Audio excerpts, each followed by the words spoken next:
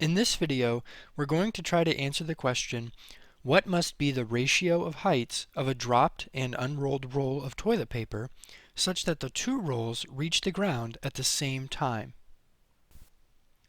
As the dropped roll is released and falls to the ground, it experiences a single force, a gravitational force that acts on the center of mass, we'll say, of that toilet paper roll pointing downwards, and has a magnitude mg.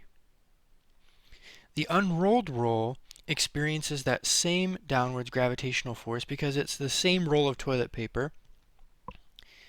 So it experiences a downwards force mg, but because someone is holding on to the free end of that roll of toilet paper, there's a tension force, an upwards pull that is also exerted on the left-hand side of that roll of toilet paper. So we'll call that a tension force that acts on the left-hand side of that roll of toilet paper where the free end is being held up. And because of these two different force diagrams, you can see that the net force on the toilet paper roll that is dropped is going to be larger. And if the net force on the dropped roll is larger, then it should experience a larger acceleration. And maybe there you see the basis of this question. For the roll that is dropped, it has a larger downwards net force, and therefore it will experience a larger acceleration. And if it's going to hit the ground at the same time as the one that's being unrolled, will need to be released from a greater height, h. Whereas the unrolled roll experiences an upwards force and therefore experiences a smaller downwards net force, and therefore will have a smaller acceleration and would need to be closer to the ground in order to hit the floor at the same time as the dropped roll. So we'll call that a lowercase h for that height. And so we have the unrolled roll, unrolled, and the dropped roll. And our goal here, once again, is to try to find the ratio of heights of capital H and lowercase h such that these two rolls will hit the ground at the same time. What these two rolls have in common is that they have to hit the ground in the same amount of time. So I'd like to start with a kinematics relationship, y equals y naught plus v naught yt plus 1/2 ayt squared. And I'd like to solve this kinematics equation for the time it takes for either one of these rolls to hit the ground, and then I should be able to set those two equations equal to one another. If both rolls are released from rest and fall through some vertical displacement, this kinematic equation can be written as delta y equals 1/2 ay t squared. And here, if we call the downwards direction positive, then both the displacement and the acceleration in the y direction will be positive. And so the time for either one of these rolls to hit the ground would be given by the square root of 2 delta y over ay. And so now let's apply this expression for either one of these rolls. On the right-hand side where we have the dropped roll, the time for it to get to the ground, we'll call this t drop, would be given by the square root of 2 times capital letter H divided by its acceleration in the y direction, which would just be lowercase letter g, the acceleration due to gravity. And on the left-hand side, where we can call this t unroll,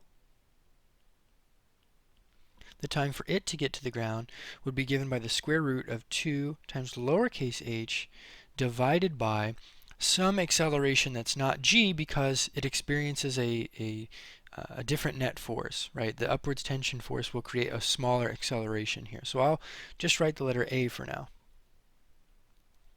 And in this problem, if the time to get to the ground for the unrolled roll is equal to the time it takes for the other roll to drop to the ground, then these two expressions could be set equal to one another.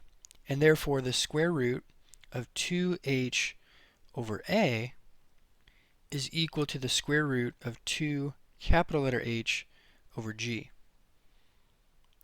And if we play with these expressions just a little bit, we would find that capital H over lowercase h, the ratio of the heights, which is what we want to find, is quite simply equal to the acceleration of the dropped roll, g, divided by the acceleration of the unrolled roll, a. And it's this expression that we need to keep with us moving forward.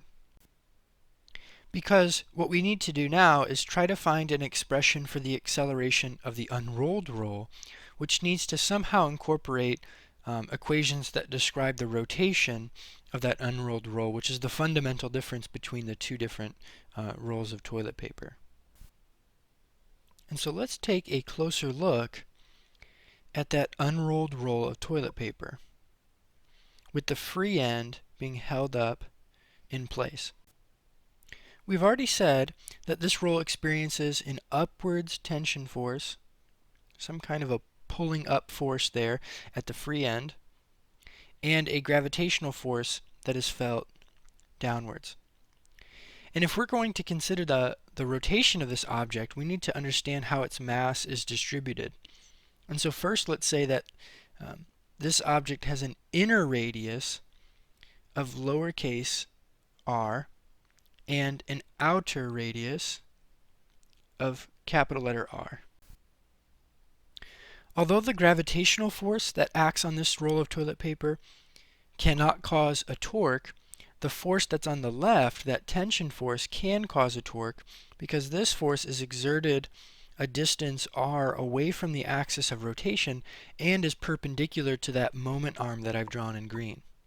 And so that tension force causes a torque that causes an angular acceleration in the clockwise direction. And so what I would like to do is write equations for Newton's second law for the rotation of this object and for the translational motion of this object in the vertical direction. These two equations together will give us the expression for acceleration that we need in the equation that we found using kinematics. As I mentioned previously, the tension force is the only force that causes a torque on this object, and that torque is given by Tr, where T is the magnitude of that force and R is the distance from the axis of rotation, which I'm calling the center of this object, to the location where that force is applied. Because the two are perpendicular, their separation is 90 degrees, and the sine of 90 degrees is 1, so the torque is simply given by T times R. On the right-hand side of this equation, the rotational inertia can be written as 1/2 times the mass of the toilet paper roll times little r squared plus capital R squared. This is the rotational inertia of an object that has a well-defined inner and outer radius. And on the right side of this equation, we also need to remember the angular acceleration alpha. Because the object is rolling without slipping, the acceleration of the center of mass of this object, the outer radius of this object, and the angular acceleration are related through this equation, A equals R alpha. And so the torque, TR, is equal to 1/2 m r squared plus r squared times, instead of alpha, here A over R. Now I'd like to solve this equation for the linear acceleration of this object, which is given by A equals 2tr squared divided by m times the quantity little r squared plus big R squared. So we have an expression for the acceleration of this unrolled object, but it has far too many variables in it. And that's where Newton's second law for the vertical motion of this object is going to come into play. So F equals ma for the vertical direction. Once we have that equation, we should be able to combine the two and have a simplified expression for the acceleration A. So in the y direction, we have the net force equals mass times acceleration. And in that vertical direction, we have the upwards tension force, and previously we defined downwards to be the positive direction. So let's call the upwards tension force negative, so that would be minus T plus the downwards and positive gravitational force, is equal to m times a.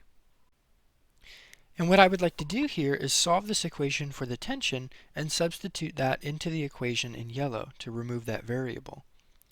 And so if I do that, what I get is T equals mg minus ma,